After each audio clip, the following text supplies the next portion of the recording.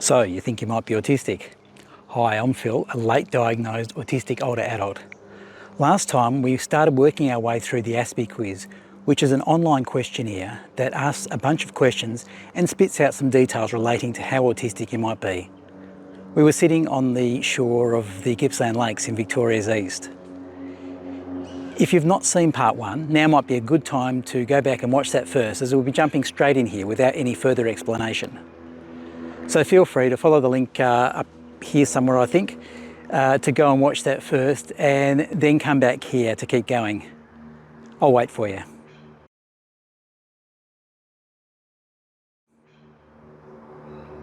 Okay, welcome back. How did you go? So let's now jump straight into part two of the Aspie Quiz.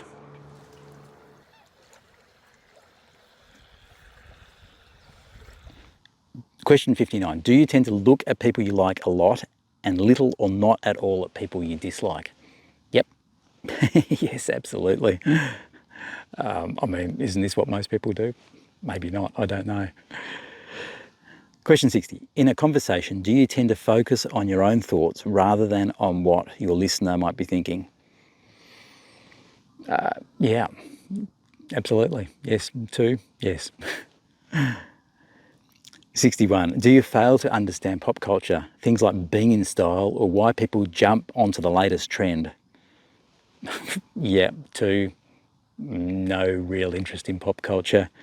I don't give a rat's if I'm not in style. Most of my clothes are decades old and I'm fine with that. And while they haven't got holes, or even if they have got holes actually, that's fine. Question 62. Do you feel as if you've been persecuted in some way? No, zero, no, not a thing for me.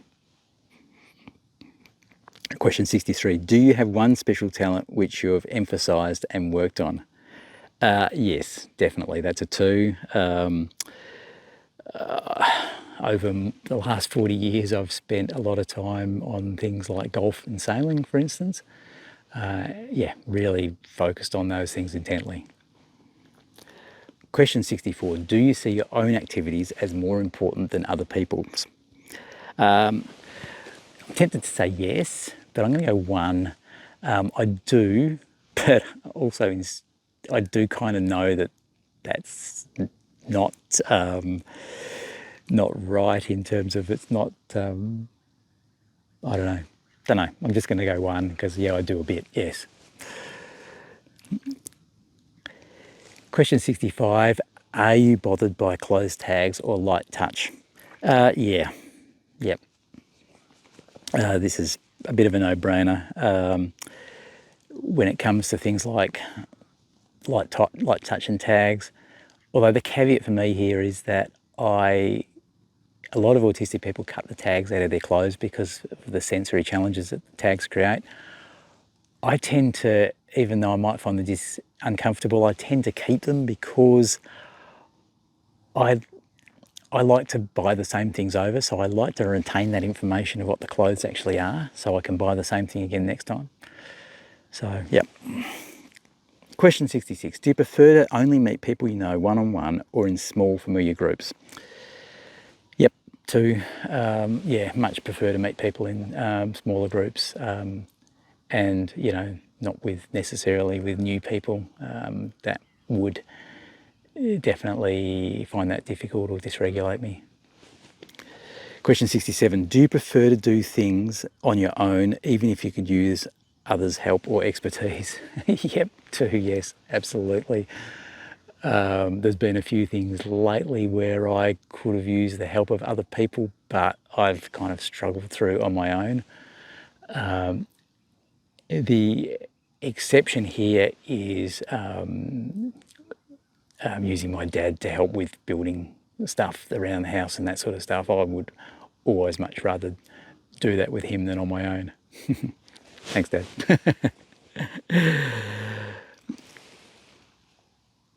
Question 68. Do you have difficulty accepting criticism, correction and direction? 2. Yes, absolutely. I know this one is a big one for many neurodivergent people, and the concept of rejection sensitivity dysphoria. Any kind of any kind of correction or even direction just feels like criticism or rejection, really. Question 69. Do you examine the hair of people you like a lot? 2, yeah, I do. Never really thought too much about it, but yep, absolutely I do. Question 70. Has it been harder for you than for others to keep friends? I'm going to go 1 in the middle a bit here. Again, I come back to the fact that the friends I have are awesome. And even though my ability to maintain those relationships might be pretty poor, their inclusion of me is fantastic. So, yeah, yep. Question 71. Can things that seem meaningless to others make sense to you? Yep, 2, yes, absolutely. This probably has a lot to do with how I process information, sort it, analyse it, yeah, come to conclusions about things, but it seems that that is often the case. Question 72, do you notice patterns in things all the time? Yep, yes, 2, absolutely. Question 73, do you tend to wander off the topic when having conversations? 1, not quite sure. I mean, I do it, but I think I have an okay awareness of other people, so I know that that's annoying, so I try not to, but I probably still do it, yeah. Question 74. Do you have a good sense of how much pressure to apply when doing things with your hands? I'm going to go 0. No, I don't think I do. Maybe not terrible at it, but yep, 0. Question 75. Do you tend to shut down or have a meltdown when stressed or overwhelmed? 2, yes, absolutely. For me, this is one of my really big traits and struggles, melting down and shutting down, and has been all my life. Question 76. Do you enjoy travel? I'm going to go 1. Not sure how to answer this. There are aspects about travel that I love, but aspects that I hate or find dysregulating. This is one where I would say it depends. Question 77. Do you tend to interpret things literally? Yep, 2, yes, absolutely, all the time. Even though I interpret things literally, I do often understand that that's not the intended purpose. So often I have to go back and reprocess what I've interpreted literally to try and get the meaning behind that, behind what's been intended, which I can do. Question 78. Do you have an urge to jump over things? Yeah. Yeah, 2, always have done. Never really thought about it, but yeah, I do have that urge.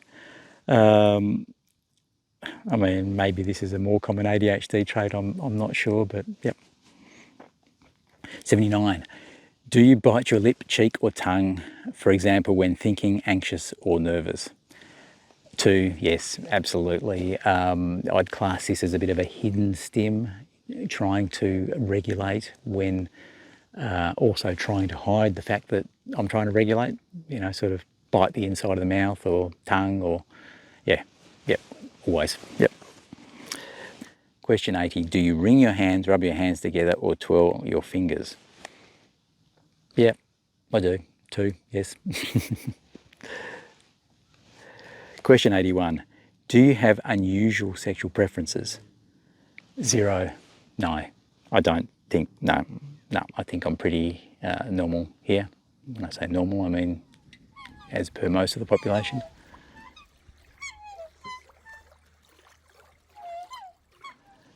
'82. Are you still fascinated by many of the things you were interested in when you were much younger? Yeah, 2, absolutely. When I was younger, I was really into space.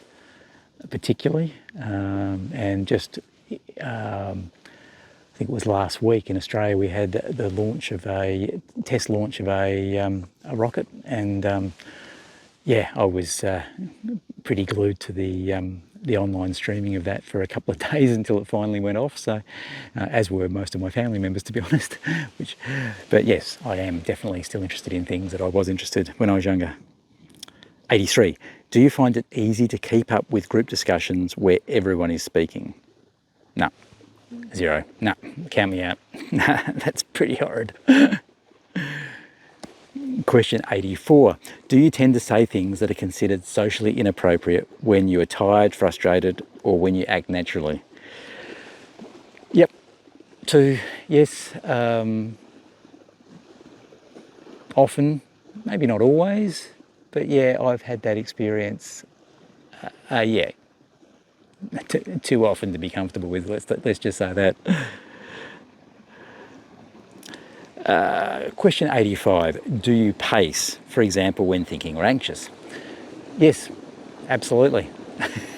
Absolutely. I do laps around the house.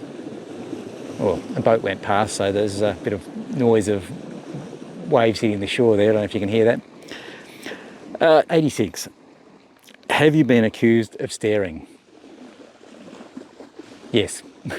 2, yes, I have. Question 87.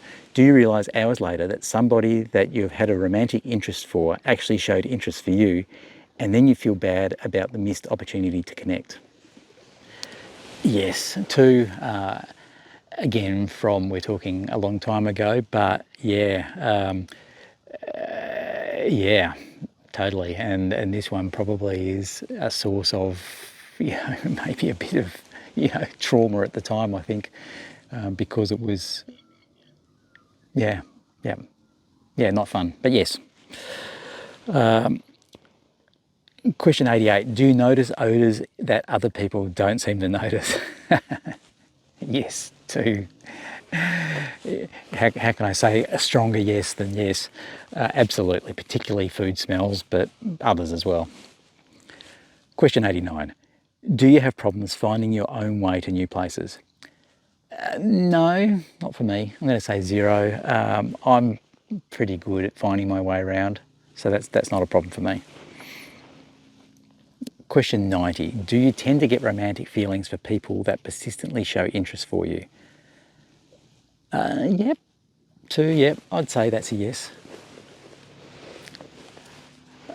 91. Do you expect other people to know your thoughts, experiences, and opinions without you having to tell them? No idea. I don't know. I'm just going to go question mark on that one. 92. Have you been talked into having sex even if you really didn't want to? No, not an experience that I've ever had. So no, that's a 0. Question 93. Do you have difficulty describing and summarising things, for example, events, conversations, or something you've read?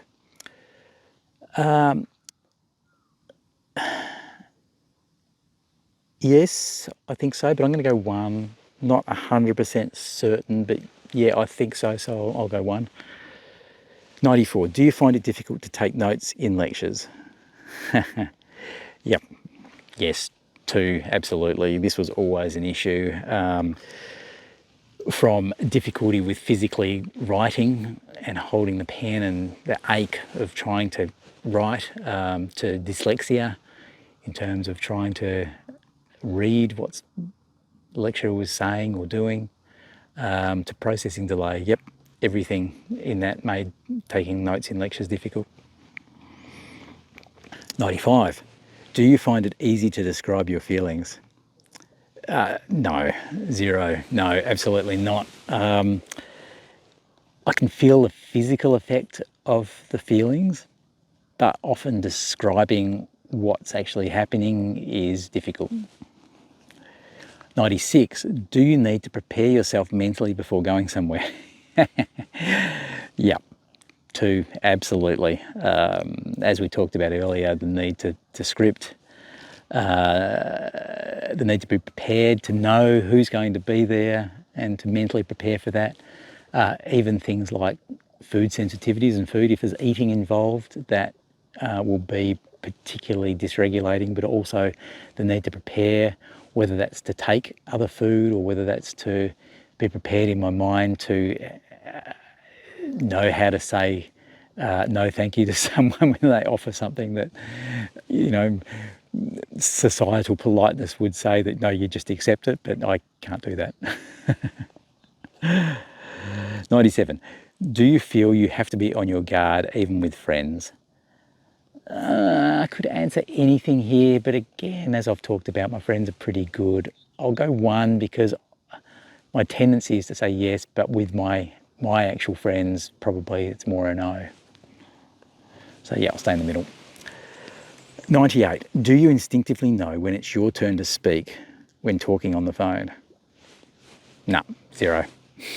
No. How can anyone know that?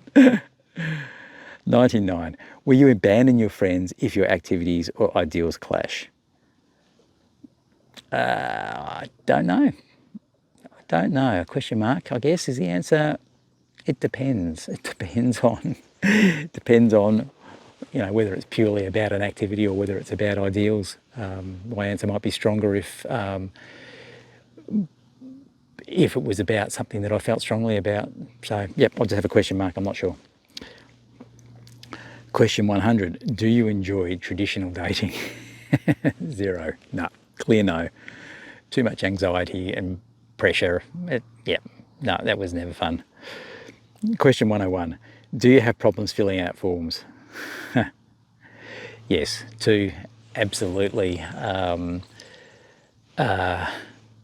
Whether that's because of a lack of context when it's just written, but also the processing time often forms time out on me when I'm trying to do things online. Whether that's processing delay or dyslexia, I'm not sure, but yeah, that's so horrible. You get halfway through like booking an air ticket, for instance, and you're trying to answer the questions in the form and it times out and you've got to start over.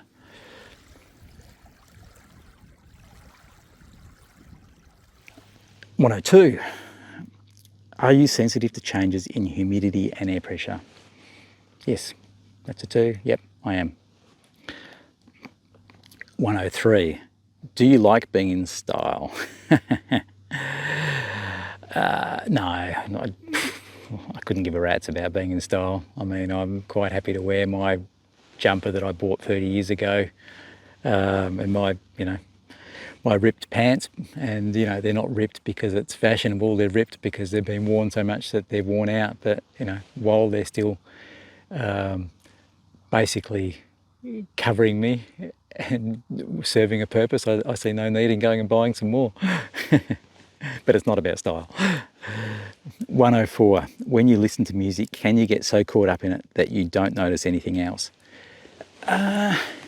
Yeah, but to the extreme of not noticing anything else, I'm just going to go 1 there, a bit in the middle. It's to say that I wouldn't notice anything else is probably a little bit extreme. 105. Do you tend to play the same tune many times in a row? Yep. 2, yes, absolutely. Yep. 106. Are you shy? 2, yes. Maybe more so as a child than I am now, but yep, that's my common experience. 107. Do you accept criticism, correction, and direction? I feel like we've had this question before, but anyway. No, not really, not at all.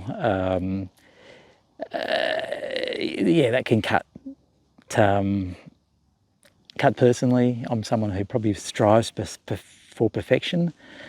So when I receive criticism, it's a real indicator that I've missed that goal of getting things pretty perfect.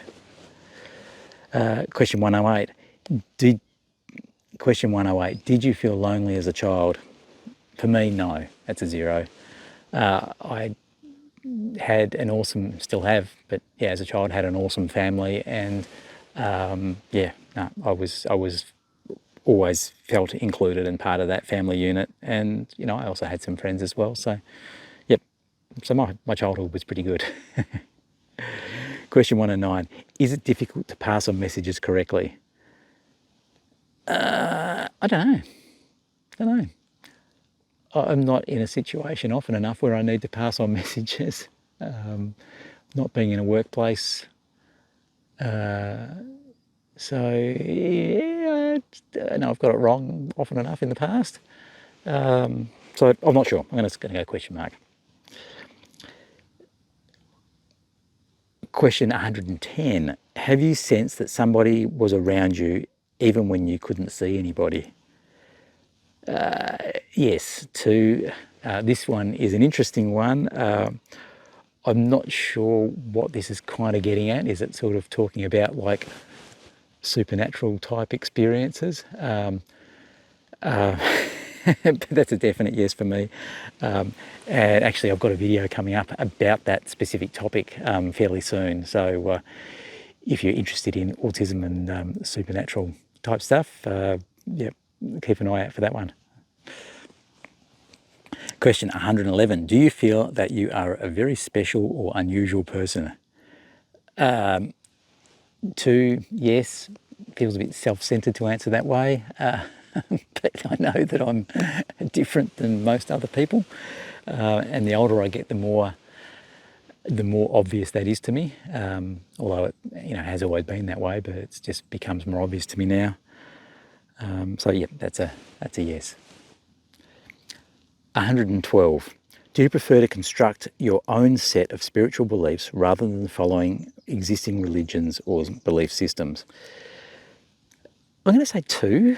This is an interesting one. Might seem a bit counterintuitive, but I grew up in a fairly strong Christian environment, and I still that still resonates and relates to me, but I don't just accept everything on face value.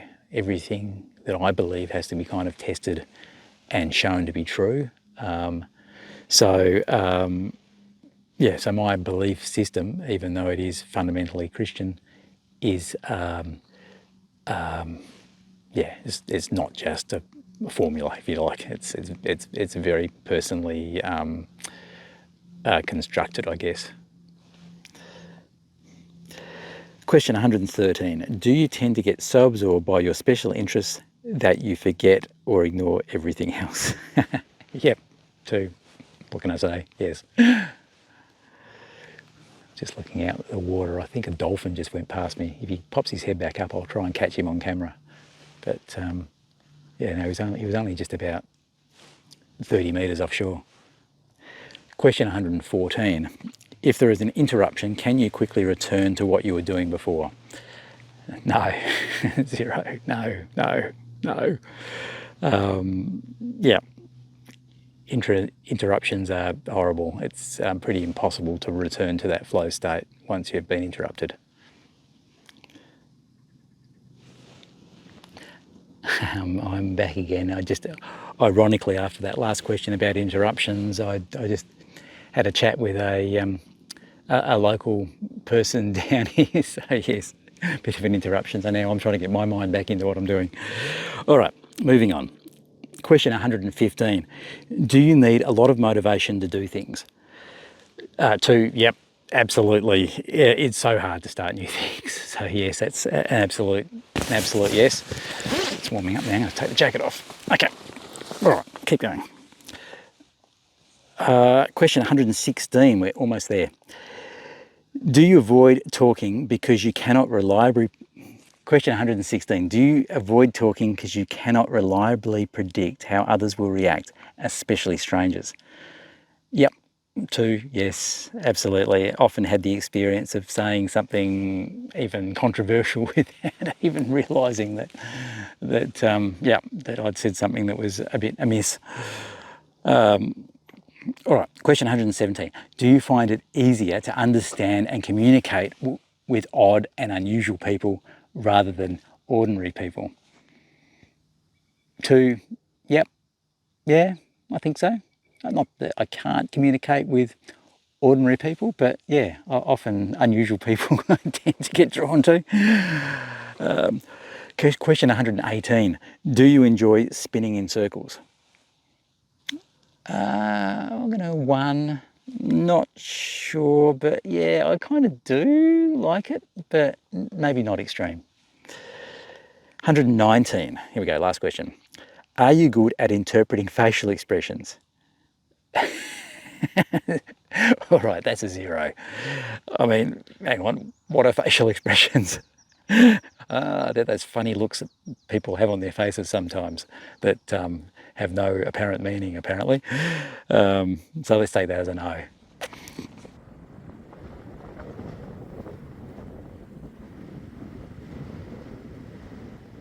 All right, so let's have a look at the results. So the main points of interest with this are both the overall score and the associated probability of being autistic, but also the graph I think is really, or the diagram is really interesting to have a look at, because that really is a bit of a personal snapshot of your typical and atypical traits.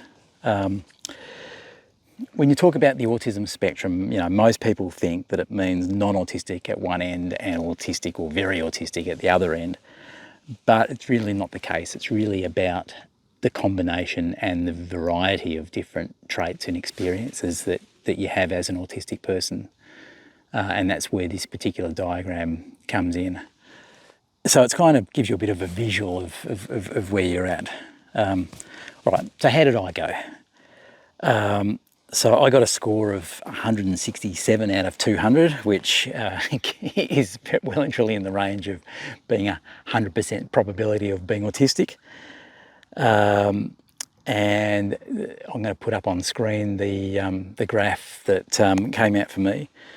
So as we look at that, obviously there's a strong tendency towards the atypical or neurodivergent side of the graph, with all of the areas of talent, perception, communication, maybe a little bit less in relationship, but also social. And then the typical side is very weak, with maybe a slight bump in the perception area. As we said earlier, anything over about 140 gives you approximately 100% chance of being autistic. I mean, if your score was a lot lower and you still feel like you are autistic, I mean, that's perfectly okay. This is not about disproving that you're autistic or even proving you're autistic. It's just a bit of a checkpoint along the way.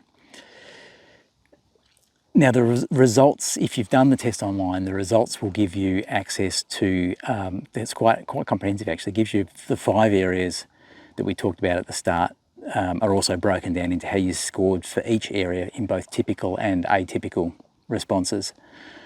These scores are also suggestive of other conditions. For example, my typical talent is 0.6 out of 10, that's 0.6 out of 10, which is suggestive of dyslexia, dyscalculia, ADD or ADHD. Now, I know I'm dyslexic and I'm very shortly going to get diagnosed for ADHD/ADD, so that makes perfect sense. Again, for you this might be different, and everyone is going to be different. That's what the spectrum is all about. It's about everyone is different, not everyone has the same balance of traits. My other areas that came out of this suggested things like dyspraxia, socialisation, intimacy and attachment, which broadly speaking makes sense.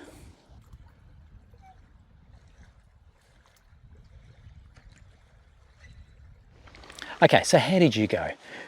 Feel free to drop your results or any comments or discussion about your results in the comment section, and we can have a bit of a chat about it together.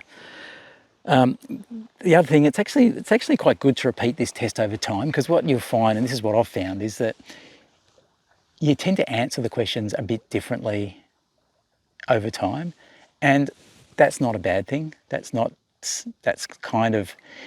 saying that you're kind of faking it, because you've answered it differently previously or whatever. It's just your responses do change over time, and I found I did this a couple of times over a couple of days even, and I did answer a number of questions quite differently, even as I went through the questions just now, which I answered that.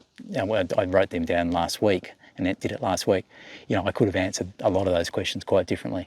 But what I've generally found, even though I might have answered questions differently, the overall score tends to come out roughly around the same. So things, for me anyway, tended to balance out in that way. If you want to do another different autism test, I've got another video that goes through the autism quotient test, the AQ50.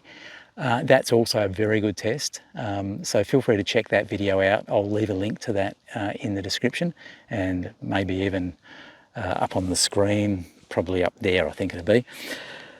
Okay, so I hope that was all helpful. Let's keep chatting in the comment section, and I'll be back soon with some more autistic content, and maybe even some more tests and things along the way. Alrighty, bye for now.